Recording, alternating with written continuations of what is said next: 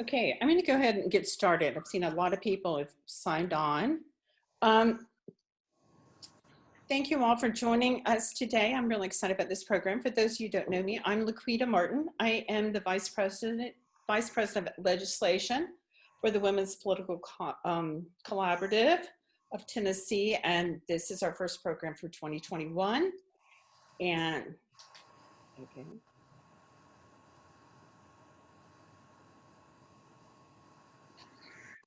I'm sorry. Can you guys hear me still? Yes. Okay. All right. I just lost that. All right. But anyway, I want to recognize some of our elected officials. Judge Escobar and Judge Walker are here. And I also want to encourage anyone that's not a member of WPC to join us. We are $75 a year and you get a lot of bang for your buck. I can promise you on that one. And so just go onto the website at www.pctn.com. Our next Lunch and Learn will be on Friday, February 5th. And we are having the new police chief here in Davidson County, John Drake, which I think will be very interesting. I am going to introduce you to the moderator today, but before I do that, I just want to remind everyone that we have a chat bar, so you can put your questions there and they will be sent to the moderator, who is Christine Bradley. And Christine is with Vanderbilt Medical Center, who is actually sponsoring our program today.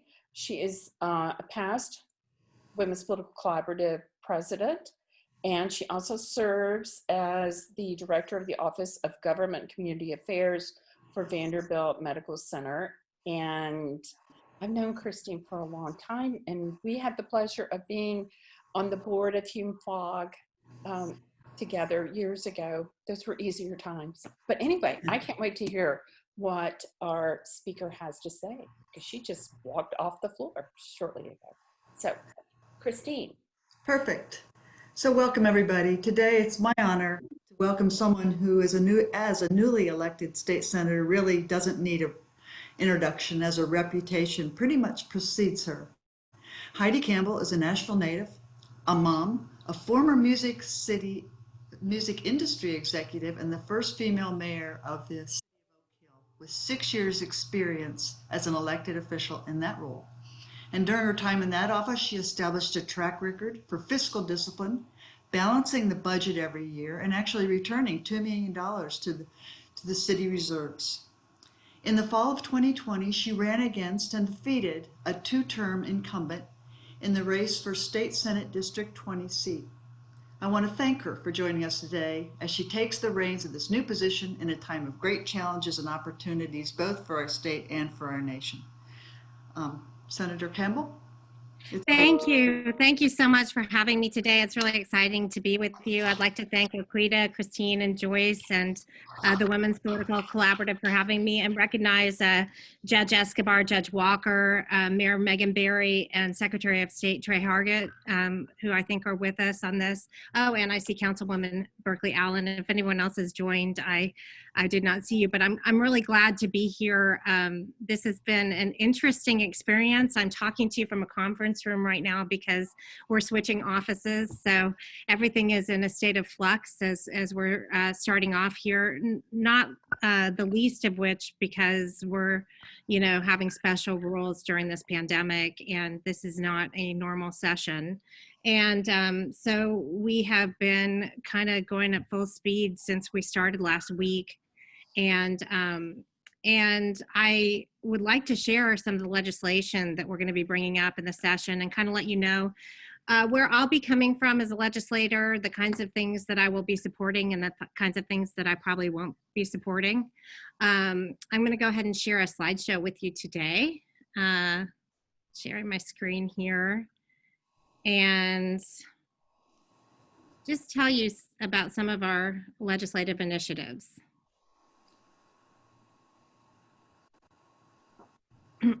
So the first bill that we're going to be putting forward is, and let me just tell you that my goal is, having been the mayor of a purple city and knowing what you have to do to work with people across the aisle to get things done, serving on the mayor's caucus. I'm trying to find viable legislative initiatives that that we can get through, that will move us in the right direction. And they tend to be a little bit more complicated because of that. This particular piece of legislation, third-party ownership of solar projects, happens to be very, very pro-business, but it also is good for the environment.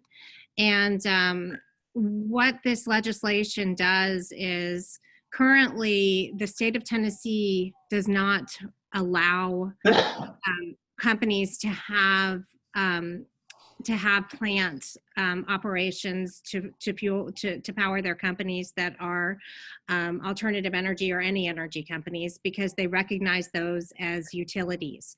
And that's even if say a big car company wanted to set up a solar plant next to a solar farm next to its plant to fuel it, to offset its carbon tax requirements. We would not allow that because we recognize that as a utility. So what's really happening because of that is the environmental benefits aren't coming back to Tennesseans, because what companies are doing to satisfy those requirements is they're setting up those operations in other states. And that's particularly happening with some of the larger plants who, one of them recently put their solar effort in Alabama. And so all of those carbon tax credits are benefiting the company. But of course, the environmental offset is not coming to Tennesseans. And the benefit of the people who are building the plants and the jobs that are created by that. So this would incentivize companies to relocate to Tennessee. It would remove regulations that make it difficult for them to do that. And as I said, it's business and environment friendly, so hopefully it will get bipartisan support. We're also looking at an HOV fine increase. We currently do not, and let me just tell you that I'm very concerned about the environment. It's probably my primary issue. And I don't see a lot of people in the House or the Senate that are focusing primarily on that. So, so while I'm trying to find my lane here and be respectful of my Democratic colleagues, I'm sort of looking right now towards environmental legislation. So this HOV fine increase was born of the fact that we do not currently regulate our HOV lanes and we are out of compliance. And part of that is because we have the lowest fines in the country. And so we lose money on tickets after court costs. And so we don't really have an incentive to regulate it. The federal government is still actually giving us the benefit of our agreement with them on the HOV fine regulations. But that could change. And I think that if we were to increase the fines and put up signs, we might encourage voluntary compliance and carpooling, and could possibly even, in terms the whether or not we're satisfying it is not predicated upon how many tickets we write, but they actually monitor the lanes. And so we would probably be able to get into compliance if we were able to incentivize people to not just use that as an extra lane. The Voter Confidence Act of 2021 would require any future voting systems that are purchased in our state to use the optical scanning technology that most of us from Davidson County have already seen, that produces a verified paper ballot. And these systems maintain voter choice secrecy and allow you to review their votes. I think probably you've all seen them. So this would just make sure that we were in compliance with a requirement that already states that we must, if we're going to renew our systems in the state of Tennessee and get new systems in, have these optical scanning machines that produce the paper ballot. And again, that seems to me, knock on wood, like that could be bipartisan, have bipartisan support, because for different reasons, I think people are very concerned about voter integrity right now.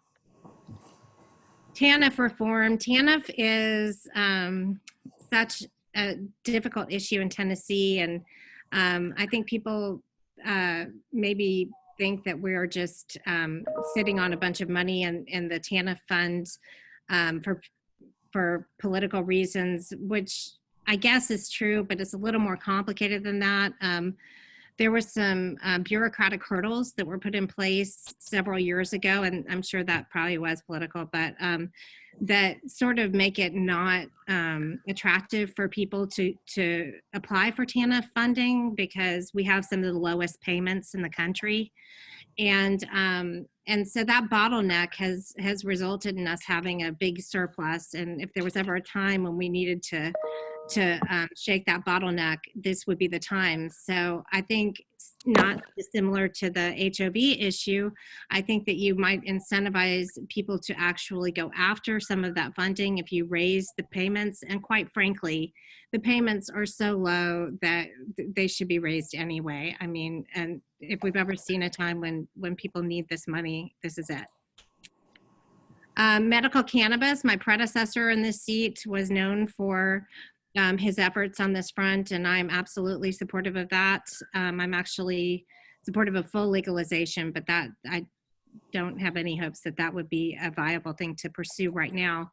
Nonetheless, we have put a caption bill in place to hold on to that, and we'll be looking at other bills. There are a lot of medical cannabis bills out there, but if we don't see one that we think satisfies what we think the requirements should be for medical cannabis, we will be putting forth our own bill.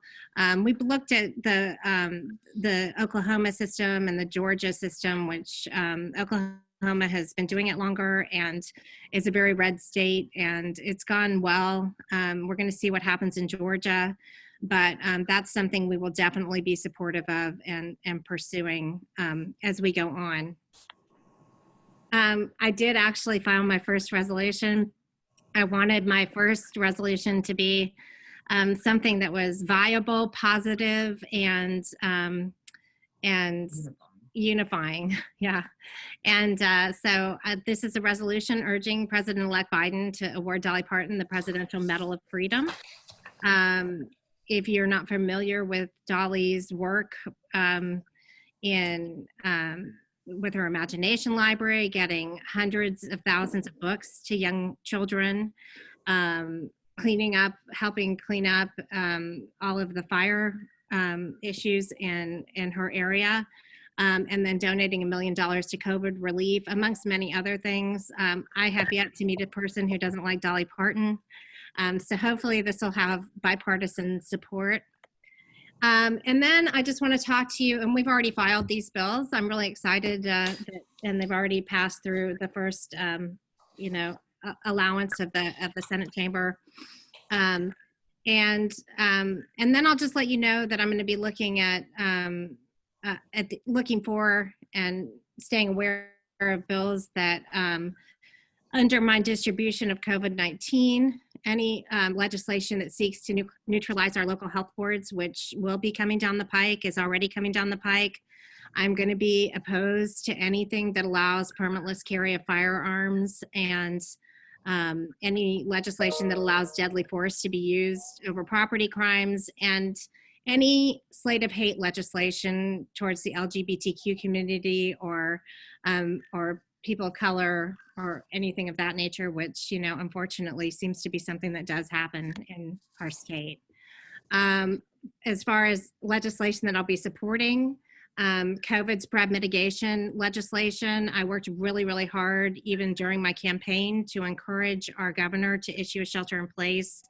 And then I have worked consistently and continue to try to encourage him to issue a mask mandate. Testing, obviously, and vaccine distribution. And then, I'd say that most of the emails and communications that we're getting in my office right now are from people who are economically distressed because of the economic impact of the COVID pandemic, and trying to jump through the hurdles of getting CARES relief has been really difficult for a lot of people. And so I'll be doing anything I can to support Tennesseans in that effort, and small businesses. Also, education funding, we're going into special session next week, and we're just now going over the bills that are being put forth for the special education session. So I have yet to review those. I'm looking, actually, right after I jump off of this, I'm going to be looking at that.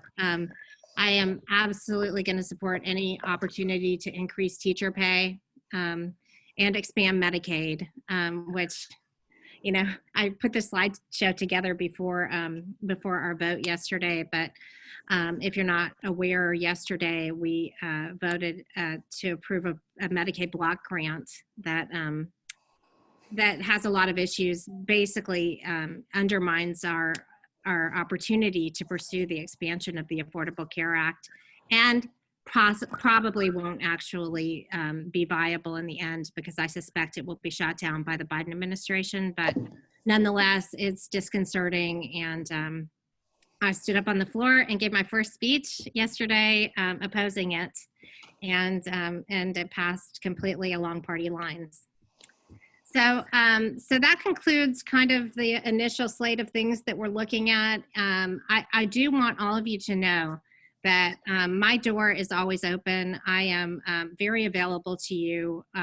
Please do get in touch with my office if you have concerns about you know, your own issues, economic issues, COVID issues, or just some ideas for legislation that you'd like to share. I always want to hear from you. So please reach out. And that having been said, I will answer any questions you have. Heidi, thanks so much. We really appreciate it. And the PowerPoint was wonderful and informative, and in a really concise and wonderful way. Wanted to ask you something, and you know, given all that is occurring in our country, I can't help but ask this question. While we all have seen the chaotic ramifications and divisiveness play out at a national level, you know, it's ultimately a state, local, and personal level in the way that we listen and try to understand differences. And you kind of alluded to that a little bit as you were talking. What kind of actions, if any, can the state legislature take to at least signal a recognition of this and a willingness to project a need for unity and civility? Well, all I can say is, as the new kid on the block here, the first thing that I did when I took office, which incidentally I didn't realize happened the day after my election, so so that was a surprise to me. But the very first thing I did was I called all of the Republican senators and told them how I was looking forward to working with them. And inevitably in the legislature, despite our political differences, it's about relationships.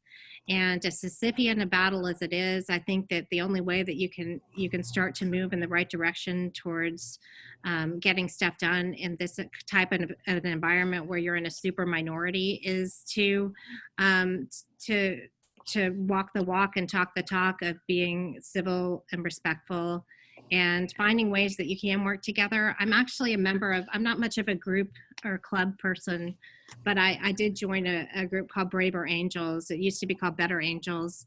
And that's a group that in which, thank you, Secretary Hargett. That's a group of Republicans and Democrats who get together to discuss issues, and really nobody changes each other's minds. But what they do is they have a format that requires that they discuss them in a civil way. And you start to just at least recognize the humanity in the person across the aisle. And you know, when we have been filtered into these algorithmic bubbles that we're in, I'm sure you're all aware of that, the social dilemma, and the fact that we're all kind of hyperpolarized right now, and we're in our own bubbles of information. We're literally getting our information from different places. I think it's so important that we actually try to recognize the humanity in one another. And so that's I think the first step towards doing that. And hopefully, if enough of us are doing that, we'll be able to make some progress. Thank you so much.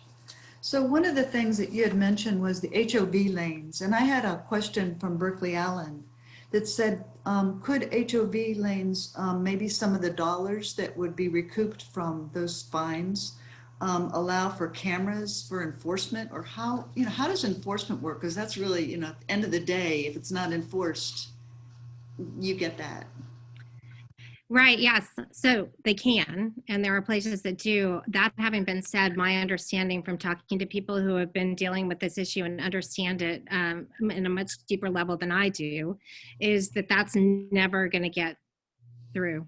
And I really want to make sure that we're spending time working on things that are viable. I think that people have a lot of apprehension about that because of the other things that can be used for. And so I think that the best way to start to approach HOV lane compliance is to increase the fines and put up a sign. Part of the problem is a lot of people aren't even aware of what the fines are, and very, very limited awareness that it's even an HOV lane. So I think that trying to increase awareness of that is our best first step and our best chance of getting something passed. Sure. Yeah. Baby steps, or at least take an initial step and give it a try and see how it works. Right. You had mentioned one of the areas that you mentioned was incentivizing solar power. I understood most of what you said. It sounded great. But besides sort of taking the utility district regulation away, are there other regulations that you would want to take away? In terms of the environment in general, you mean? Yeah. Oh my gosh, yes. I mean, we've just gone through a 4-year period when we've had such horrible deregulation in our country, and people have varying awareness of the fact that we are actually in the middle of an anthropogenic extinction. I mean, the environmental issues that we're facing could not be more important. So yes, absolutely. That having been said, we live in a state where I think it's going to be a heavy push to try and get things through. We do have wonderful environmental organizations, and I'll be working with them to see about, because they've been thinking about this for a long time. And I have a fabulous staff. This Democratic caucus that I'm in could not be better. What a great team I'm on. I'm just on such a good team, and so I'll be looking to them for some advice about what's been successful before, and what the chances are of getting things through. I'm still learning. I have a lot to learn. So. And you may not know this, you're not going to know the answer to this question. You shouldn't know it right away. But just broadly, what kind of changes would you like to see to TANF? Oh, well, I mean, our TANF payments are, what are that, 238? 277. $277 a month, which is just, really low. There's not a lot that people can do with that. So I would really like to see, those raised, and that's what our bill is about. There are ways, and we had a big meeting with somebody who's an expert out of DC on TANF, and there are other ways that we can get funds released. And I greatly hope that in the aftermath of this pandemic, and also the economic issues that we're facing for other reasons, that maybe there will be some willingness to rethink. Tennessee does a lot of saving money, and we're our fiscal stability rating is absolutely A+. We're number 1 by some metrics in fiscal stability. But, that's just one metric. And independently that may be good, but that's not the way governance works. It's dependent. And if we're not using money, using funds to help Tennesseans, we might have great fiscal stability, but we're not taking care of so many things: education, healthcare, all kinds of issues. And TANF's another place where it'd be nice to find ways to get that money out there so that people can get some relief. Thank you. You had mentioned some optical scanning, and I think that's awesome. Are there any counties, I mean, we already have some counties that do that, right? What are the counties, which counties already do some of that? On HOV lanes? No, optical Oh, scanning. oh. I'm sorry. I know that Davidson County does to Shelby. I'm asking sure. Beth. I'm not sure. By the way, I'll tell you, if you reach out to my office, my legislative assistant, Beth Roth, is, I mean, let's talk about bringing a Navy SEAL in with you. I'm so lucky to have her on board. She is incredible, and she's a nerd, which is perfect.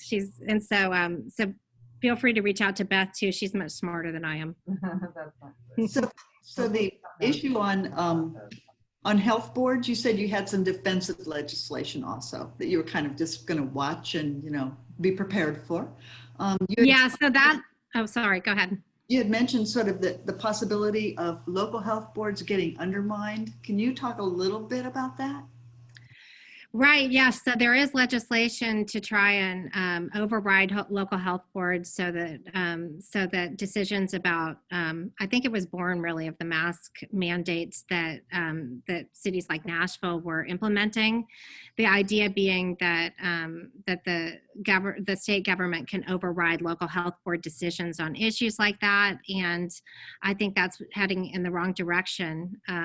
And as a small town mayor, I can tell you that preemption issues of that nature are really, really problematic for people when they're trying to take care of their citizens. And the other thing is that, local health boards tend to be populated by experts and healthcare professionals. And, I think it's important that we listen to them. And I think that the state, the attempt to override that is to prevent that from happening. So I will run as much defense as I can on that.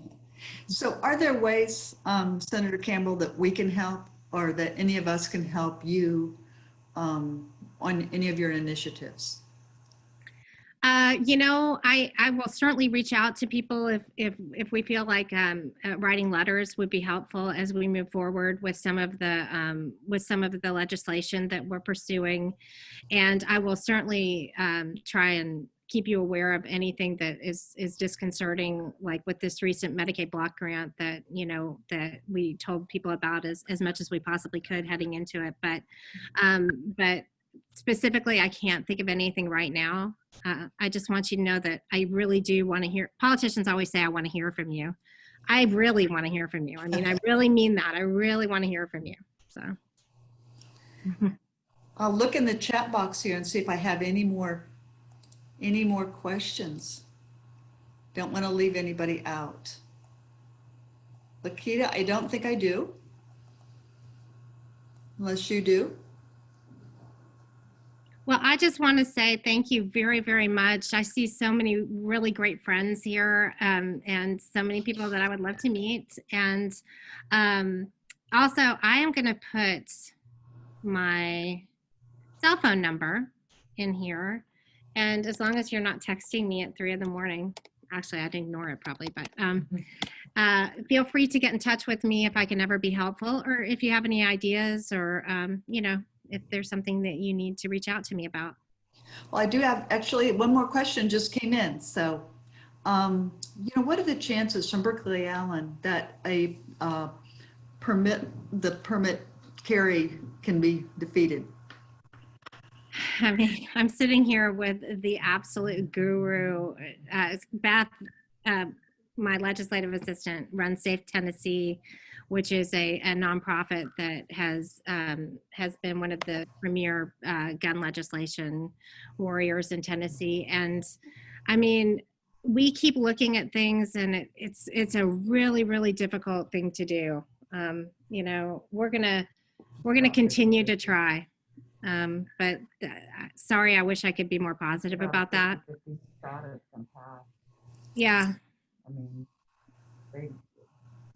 All right. sensible people that will vote the right way, but We have some sensible people even across the aisle that will vote the right way, but I think that we feel that generally the majority is against us on that. The NRA is, I don't have to tell you guys, is incredibly powerful. So